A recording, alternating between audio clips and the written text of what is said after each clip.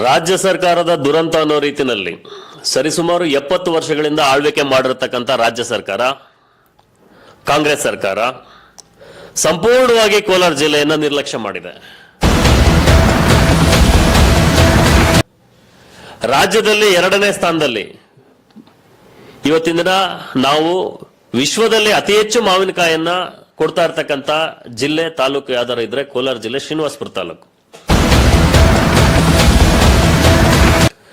ಇಂಥ ಒಂದು ಜಿಲ್ಲೆಗೆ ಇವರು ಕೊಟ್ಟಿರ್ತಕ್ಕಂಥ ಕೊಡುಗೆ ಶೂನ್ಯ.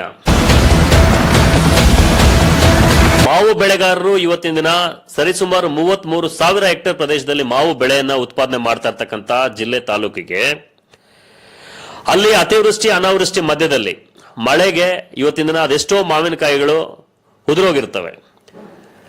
ಆ ಉದುರೋಗಿರ್ತಕ್ಕಂಥ ಮಾವು ಅಲ್ಲಿ ಒಂದು ಸ್ಥಳೀಯ ಭಾಗದಲ್ಲಿ ಒಂದು ಕಾರ್ಖಾನೆಗಳನ್ನ ಇವರು ಸ್ಥಾಪನೆ ಮಾಡಿದ್ದೇ ಆಗಿದ್ದರಲ್ಲಿ ಒಂದು ಉಪ್ಪಿನಕಾಯಿ ಕಾರ್ಖಾನೆ ಇರ್ಬೋದು, ಜ್ಯೂಸ್ ಕಾರ್ಖಾನೆಗಳಿರ್ಬೋದು, ಈ ರೀತಿ ಮಾವಿಗೆ ಸಂಬಂಧಪಟ್ಟಂತ ಕಾರ್ಖಾನೆಗಳನ್ನ ಕಾಳಜಿ ಇಟ್ಕೊಂಡು ಆವತ್ತಿನ ದಿನ ಸರ್ಕಾರಗಳು ಸ್ಥಾಪನೆ ಮಾಡಿದ್ದೇ ಆಗಿದ್ದರಲ್ಲಿ ಇವತ್ತಿನ ದಿನ ಬೆಂಬಲ ಬೆಲೆಗೆ ಸರ್ಕಾರದ ಮುಂದೆ ಕೈ ಚಾಚತಕ್ಕಂಥ ಪರಿಸ್ಥಿತಿ ರೈತರಿಗೆ ಬರ್ತಾ ಇರಲಿಲ್ಲ.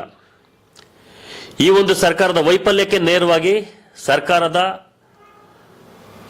ನಡೆಗಳೇ ಕಾರಣ ಆಗಿದೆ. ಆ ಕಾರಣ ನಾನು ಮನವಿ ಮಾಡ್ಕೊಳ್ತಾ ಇದ್ದೀನಿ, ನಮ್ಮ ಜಿಲ್ಲೆಗೆ, ನಮ್ಮ ಕೋಲಾರ ಜಿಲ್ಲೆಗೆ ಈ ಒಂದು ಕಾರ್ಖಾನೆಗಳ ಅವಶ್ಯಕತೆ ಅತ್ಯವಶ್ಯಕತೆ ಇದೆ. ನಾನು ಮಾನ್ಯ ಕೇಂದ್ರ ಸಚಿವರು ಕುಮಾರಸ್ವಾಮಿರವರಲ್ಲೂ ಈ ಮುಖಾಂತರ ಮನವಿಯನ್ನು ಮಾಡ್ಕೊಳ್ತಾ ಇದ್ದೀನಿ. ಭಾಗದಲ್ಲಿರ್ತಕ್ಕಂಥ ಸಂಸದರು ಮಲ್ಲೇಶ್ ಬಾಬುರವರನ್ನು ಸಮೇತ ಕೇಂದ್ರ ಸಚಿವರು ಕುಮಾರಸ್ವಾಮಿರವರಲ್ಲೂ ಈ ಮುಖಾಂತರ ಮನವಿಯನ್ನು ಮಾಡ್ಕೊಳ್ತಾ ಇದ್ದೀನಿ. ಜಿಲ್ಲೆನಲ್ಲಿ ಇವತ್ತಿನ ದಿನ ಏನು ನಮ್ಮ ಮಾವು ಬೆಳೆಗೆ ಸಂಬಂಧಪಟ್ಟಂತ ಬೆಂಬಲ ಬೆಲೆ ಇರಬಹುದು, ಆ ಭಾಗದಲ್ಲಿ ಇರ್ತಕ್ಕಂಥ ಒಂದು ಏನು ಕಾರ್ಖಾನೆಗಳ ಸ್ಥಾಪನೆಗೆ ಒಂದು ಪಡ್ತಾ ಇರ್ತಕ್ಕಂಥ ಶ್ರಮ ಇರ್ಬೋದು, ತಾವೂನು ಸಮೇತ ಸಂಸದರು ಏನಿದ್ರಿ ಮಲ್ಲೇಶ್ ಬಾಬು ಅವರು, ಈ ತಾವೂನು ಸಮೇತ ತಮ್ಮ ಅಧಿಕಾರಾವಧಿಯಲ್ಲಿ ನಮ್ಮ ಜಿಲ್ಲೆಗೆ ಕಾರ್ಖಾನೆಗಳನ್ನ ತರುವಲ್ಲಿ ತಾವೂನು ಸಮೇತ ಪ್ರಾಮಾಣಿಕವಾಗಿ ಸ್ಪಂದಿಸಬೇಕು.